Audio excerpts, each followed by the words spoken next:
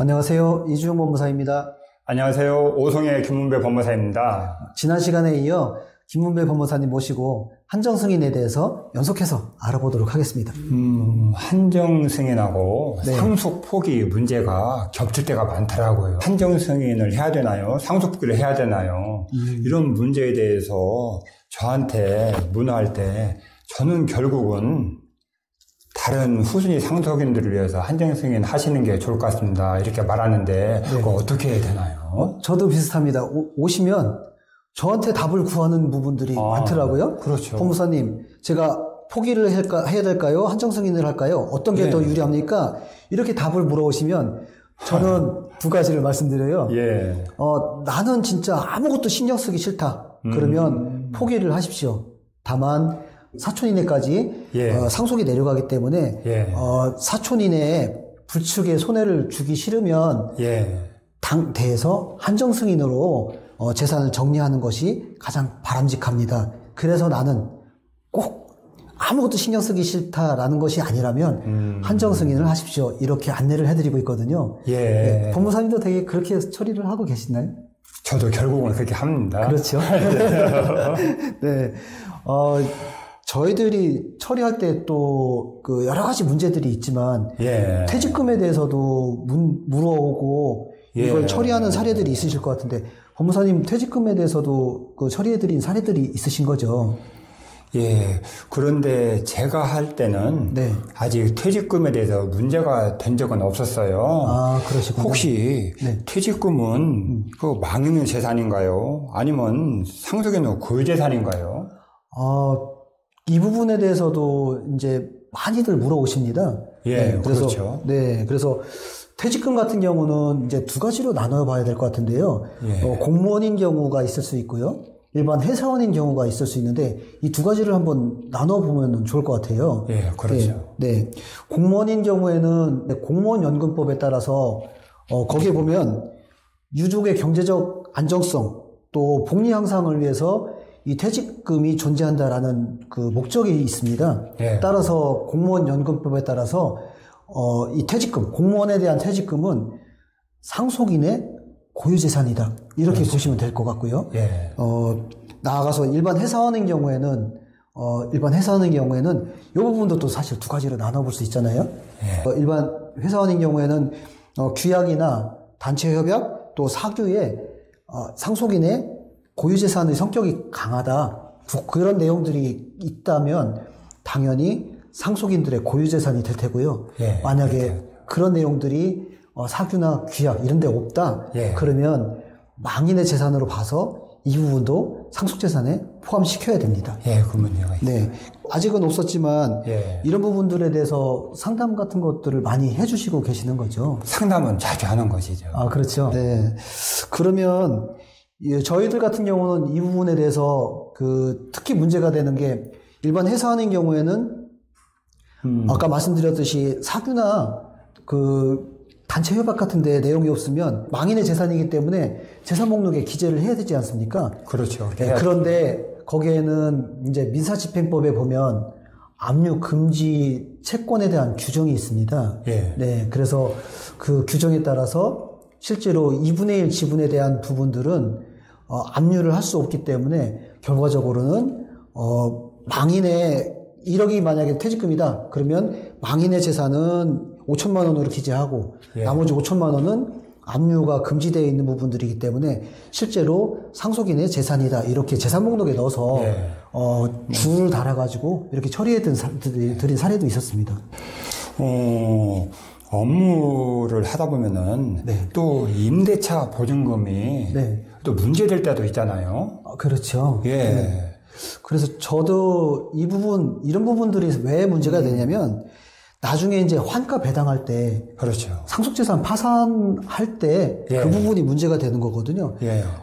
저는 처리해드린 사례 중에 그 임대차 보증금이 5천만 원이 있었습니다. 그런데 매달 월세를 납부해야 되는데 월세를 상당 부분 밀려서 월세를 제외하고 나면 5천만 원 중에 얼마 못 받는 금액들이 있었는데요. 이 부분에 대해서 그래서 5천만 원을 다 기재해줘야 되느냐 재산 목록에 아니면은 월세를 못 냈으니까 그 부분하고 공과금이나 이런 것들을 제외하고 기재해 주느냐 이런 것들이 상당히 좀 문제가 됐던 부분들인데 저희들은 임대부자 보증금이 5천만 원이다. 그리고 그 중에서 그 월세 체납이 얼마다. 그리고 공과금이 얼마다. 비고라네. 네, 그렇죠. 그래서 그거를 제외하면 실제로 남는 금액은 얼마다. 따라서 얼마가 상속인의 망인의 재산이다. 이렇게 해서 그 재산 목록을 작성해 준 사례도 있었거든요. 그래서 월세 부분에 대해서는 특별히 더 지정해서 표시를 해준다는 거잖아요. 맞습니다. 예. 그렇게 돼야지만이 나중에 환가 배당할 때 파산관제인이나 법원에서 월세 보증금이 있을 테고 거기서 체납된 월세 부분이 있을 테고 공과금이 있을 테고 이런 부분들을 제외한 나머지 부분들이 이제 상속재산으로 들어가서 환가 배당할 때 그렇게 안정적으로 처리할 수 있도록 이렇게 좀 그 목록을 정리해주고 있습니다. 그렇게 정리해야 되겠죠. 저는 아직까지 금전 채권, 금전 채권은 다수 존재하고 그렇지만은 결국은 소득 재산이 훨씬 많아서 한정일 승인을 처리했는데 혹시 법무사님은 이 부동산이나 자동차 이 부분에 대해서 환가를 해서 배당까지 처리한 적이 있었나요? 직접 처리한 경우는 없었고 이 부분을 재산 목록에 넣어서 부동산 같은 경우는 어떤 재산이 있고 거기에 근저당권이 얼마고 환가했을 때 부동산의 예상 가격이 있습니다. 그럼 그 가격을 적어서 실제로 얼마가 환가 배당이 돼야 된다. 이런 내용들을 기재해드렸고 이 부분들은 사실은 재산 목록에 넣으면서 그 나중에 환가 배당할 때 환가 배당은 상속재산 파산을 법원에다가 신청하면 파산 관제인이나 법원을 통해서 이제 환가가 배당되기 때문에 제가 직접 환가하고 배당하는 경우는 없었다고 보면 됩니다. 저도 경매 업무를 할 때 상속재산 파산을 위한 경매 신청이 가끔 들어왔었거든요. 그렇죠. 그럴 때는 근저당권 같은 경우는 직접 당사자한테 배당을 해주고 나머지 금액에 대해서는 조세를 포함해서 모든 금액은 전부 파산 관제인한테 넘겼던 적이 있어요. 근데 사람들이 형식적 경매를 하면 법원에서 알아서 배당을 해주니까 그거를 하면 다 해결된다 이렇게 하시는 분들이 있는데 실제로 그렇지 않잖아요. 그렇잖아요. 파산관리에 다 넘기거든요. 맞아요. 그래서 이제 그거를 하기 위해서 상속재산 파산을 하는 건데 모르는 사람들은 그냥 형식적 경매하면 다 처분됩니다 이렇게 해버리는데 결과적으로 그렇게 하면 나한테 비용을 다 주기 때문에 내가 안분해서도 배당해줘야 되는 그런 문제가 남습니다.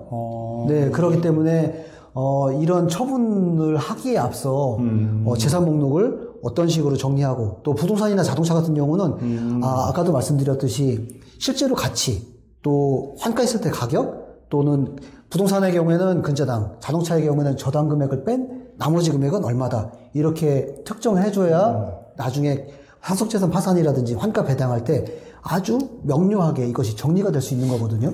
그러면은 이 취득세 일단은 자기가 취득하는 부분도 있을 거 아니에요.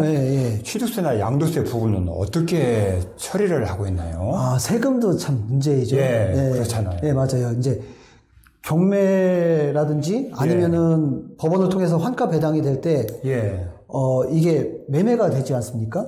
그러면 망인한테서 상속인으로 이전이 되고 그런 상태에서 환가 배당해서 처리가 되는데 이 부분에 있어서 취득세는 사실은 상속인이 내야 됩니다. 상속인. 그러면 상속인한테 굉장히 불이익한 처분이 될 수 있는데요. 그것이 문제예요. 사실은 저희들도 이 부분에 대해서 내가 취득한 게 아닌데도 불구하고 내야 되느냐라고 했는데 행정청에서는 어떻든 행정소송을 통해서 이 부분은 상속인이 내야 되는 것이 맞다라는 조그만 부동산일 경우에는 관계없겠지만은 아주 큰 빌딩 같은 경우는 취득세가 굉장히 많이 나올 텐데 맞아요. 그런 경우는 굉장히 문제가 될 수 있겠네요. 그렇습니다. 그래서 이런 부분들은 당사자들에게 만약에 환가 배당할 때 이제 취득세는 상속인이 내야 된다 이런 부분들을 좀 설명해드리고요. 양도세 같은 경우는 사실은 상속재산의 범위 내에서 세금을 처분하도록 되어 있습니다. 그래서 양도세는 크게 문제가 되지 않아요. 다만 취득세는 상속인이 그냥 형식상 취득해서 매각해가지고 환가 배당하니까 이 부분은 좀 내야 되고, 도의적으로 사실은 환가 배당해주기 위해서 이제 한정 승인을 하는데 결국은 취득세는 내가 내야 되는, 상속인이 내야 되는. 이럴 경우에는 상속 포기로 갈 수도 있겠네요. 그래서 이 얘기를 하면 나는 내가 그렇죠. 몇천만 원이나 되는 세금 못 내니까 나는 포기하겠습니다. 그렇죠. 이렇게 하시는 분들이 있어요. 결국은 그 수십 명을 상속 포기를 받아야 되는 일이 생길 수도 있겠네요. 맞습니다. 그래서 결과적으로는 상속 포기해서 사촌이나 이제 친척들이 아니 내가 무슨 죄를 졌길래 내가 몇십 명이 될 수도 있어요. 그렇습니다. 그렇게 되는 사례도 있습니다. 이렇게 한정 승인이나 상속 포기할 때는 재산이 있고 없고에 따라서 처리해야 되는 뒷조차들이 굉장히 많은데요.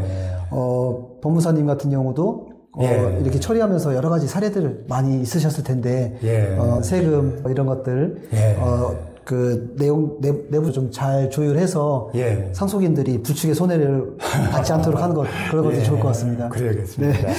이렇게 어떠신가요? 이제 유튜브 몇 번 해보니까 어떠신가요? 아직은 어렵습니다. 그렇지만 이건 흐름이기 때문에 배워서 열심히 하도록 노력해 보겠습니다. 그럴까요? 한정 승인이나 상속 포기 이 분야에서도 이제 저나 이제 김은배 법무사님도 상당히 조예가 깊고 그 여러 가지 경험들이 많이 있으니까요. 어려운 사건 있으면 서로 공유하도록 이렇게 하겠습니다. 오늘 내용 이렇게 마치겠습니다. 네, 감사합니다.